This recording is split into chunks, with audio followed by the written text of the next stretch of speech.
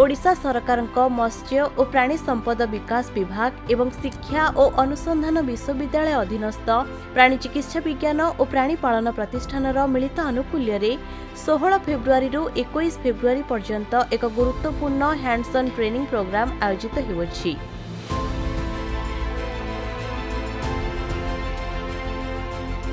Veterinary microbiology विभाग द्वारा आयोजित एही कर्मशाला विभागीय मुख्य प्रोफेसर डॉक्टर तापस कुमार गोस्वामी द्वारा परिचालित होइछि, जहार मुख्य विषय हेउछि recent immunological techniques for diagnosis of infectious disease of animals, अर्थात गृहपालित पशुमानक मध्यरे देखा जाउथिबा संक्रामक रोगगुड़िकर सठिक चिह्नट पई नूतन रोग प्रतिरोधक कौशल बा इम्यूनोलॉजिकल टेक्निक्स व्यवहार।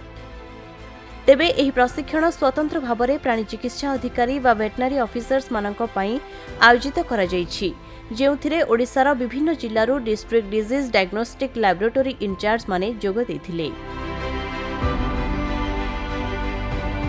एही तालीमरू प्राणी चिकित्सा अधिकारी माने अनेक नुआ कथा शिखिबे एवं एहाकू निजर कार्य क्षेत्र रे प्रयोग करी प्राणी संपदर सुरक्षा दिगरे एक बड़ पदक्षेप नेबे बोली आशा रहिछि।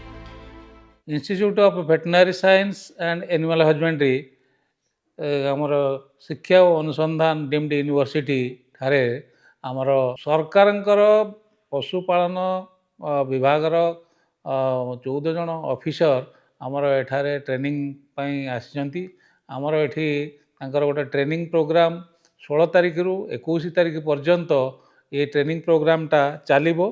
आ सेटा होची माने recent immunological techniques for diagnosis of infectious disease in animals। सो यही विषय उपरे तांकर से जो 14 जन ऑफिसर्स माने आसिचंती तांको ट्रेनिंग दिया जिवो। आमर राज्य रे आमर वर्तमान आमर जो पशुपालन विभाग रो जो डाक्तर मान सब अछंती से माने विभिन्न जिले में विभिन्न ब्लॉक रे विभिन्न ग्राम रे चिकित्सा प्रदान करुचंती। आउ आजिकाली आमर जो माने प्राणी पालक जो माने अछंती जो माने चाषी माने गाई गोरु रखिचंती छेली मेंढा रखिचंती सेमानकर एक्सपेक्टेशन बढ़ी जाइछि। ये जो कौनसी डिजीज उपरे किछि भी डिजीज हेले डिजीज डायग्नोसिस किमिति इमिडिएट हबो एवं सेमानकर पशुमानकर किमिति चिकित्सा करा जिवो। सो से संपर्क रे सेमानकर जो माने ये रहउची जे हमर डाक्टर माने से रोग को निरूपण करी सठिक चिकित्सा समय अनुसार ताको दियंतु। तो सेथि पई रोग निरूपण करिवा पई विभिन्न प्रकार डायग्नोस्टिक प्रोसेस रो आवश्यकता अछि। आमे जो आज ये जो ट्रेनिंग प्रोग्रामटा करूचु विभिन्न प्रकार रोगर किमिति माने सहल भावरे एवं समय अनुसार तांकर डिजीज डायग्नोसिस हबो।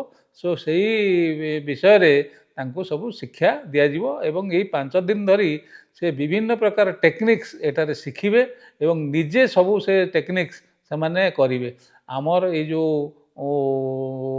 माइक्रोबायोलॉजी डिपार्टमेंट रो जे professor head अछंती doctor Tapas Kumar Goswami. सो सी तांकरी नेतृत्व रे तांका डिपार्टमेंट रे जो अन्य सहयोगी माने अछंती असिस्टेंट प्रोफेसर माने अछंती एसोसिएट प्रोफेसर अछंती।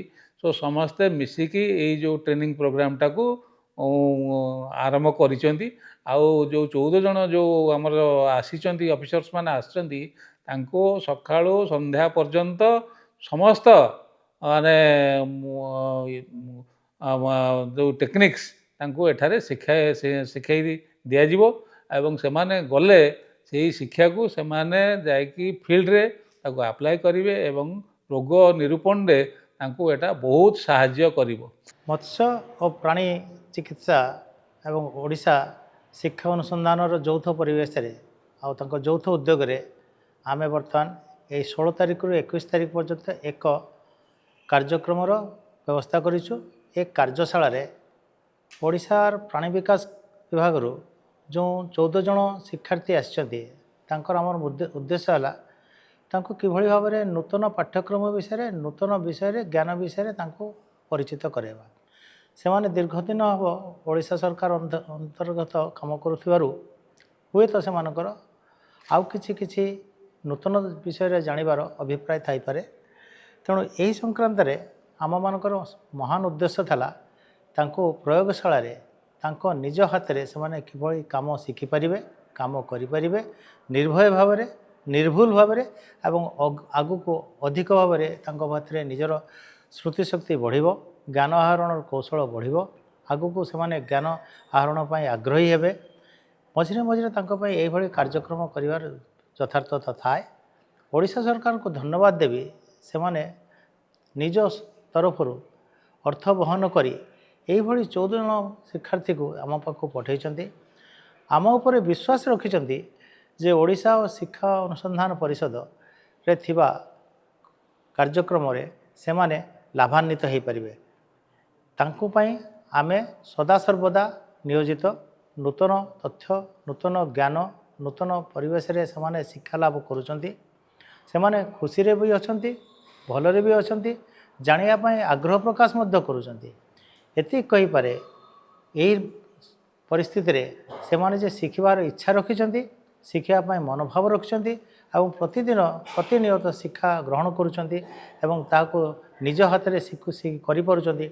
एहार यथार्थता आगुको तांकर प्रयोजन लागिबो एवं आगुको जदि दरकार पड़े से आम पाखु आसबे आम द्वार संपूर्ण भाव में मुक्त आम प्रयोगशाला मुक्त से माने प्रयोगशाला रे निर्विवाद आउ निर्झंझट काम करि पारुचंती एवं परिवार सुख मणुचंती। आगुको कहवा गले अन्य कौन विभाग रु जदि से माने किछि शिक्षार्थी आसंती आमे मध्य तांको पई एही भली भाव में वचनबद्ध अछु परिकल्पित भाव में काम को शिक्षा देवा चाहूँ।